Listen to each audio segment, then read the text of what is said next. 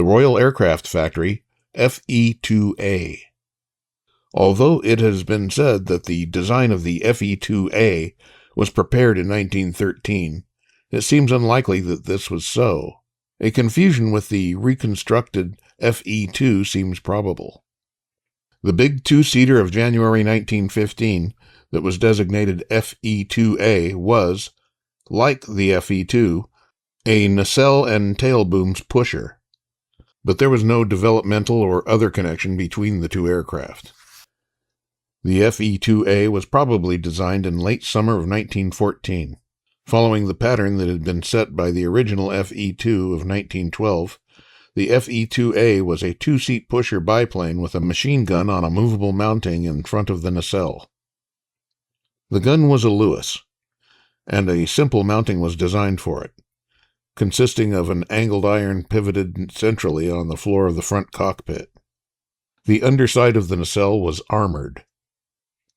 In construction, the F.E.2a was a typical Royal Aircraft Factory airplane, and was built of the conventional materials of the period.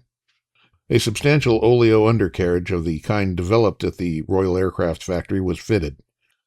It incorporated a small nose wheel to reduce the risk of overturning on landing. The main planes and ailerons, identical with those of the early BE-2C, were of RAF 6 section. With its wide-span center sections, the F.E.2a was braced as a three-bay biplane. The large tailplane was surmounted by the small triangular fin that characterized the F.E.2a and all its descendants. The rudder was also of characteristic profile. It was made of steel tubing. An unusual feature of the F.E.2a was the provision of a flap-type air brake. The entire trailing portion of the upper center section was hinged to the rear spar and could be wound down by a hand wheel in the pilot's cockpit.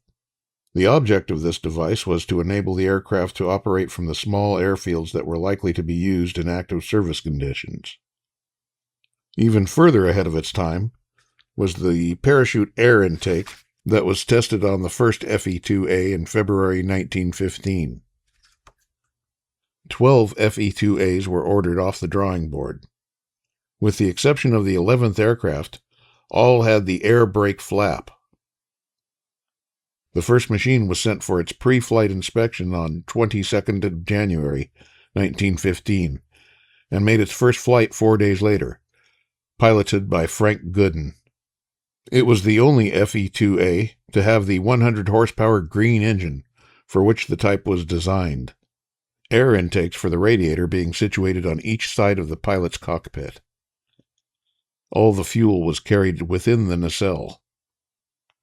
With the green engine, which had a rather poor power-to-weight ratio, the F.E.2a was underpowered, and it was decided to substitute the 120-horsepower Beardmore-built Austro-Daimler, subsequently known as the 120-horsepower Beardmore.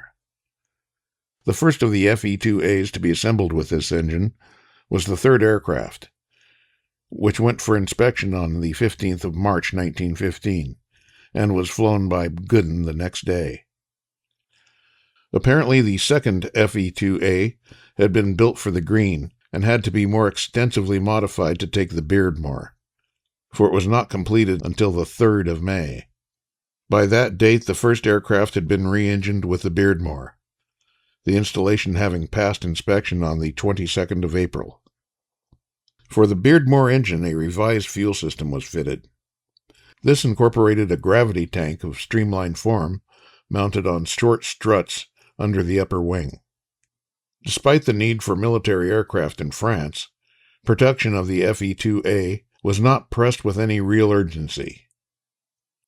The F.E.2a, completed by the 7th of September, was number 12 of the series. It was fitted with BE-2C controls.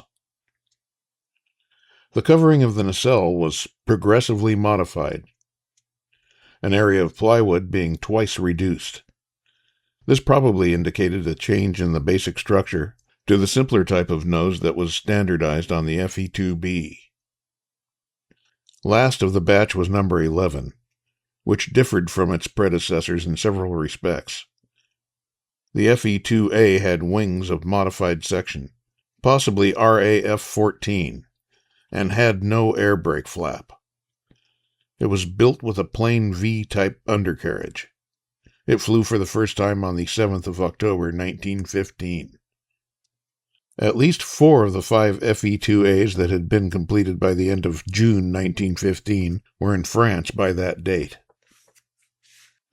On the 30th of June, numbers 2864, 4227, and 4253 were with number 6 Squadron, and 4293 was under repair at Royal Aircraft Park.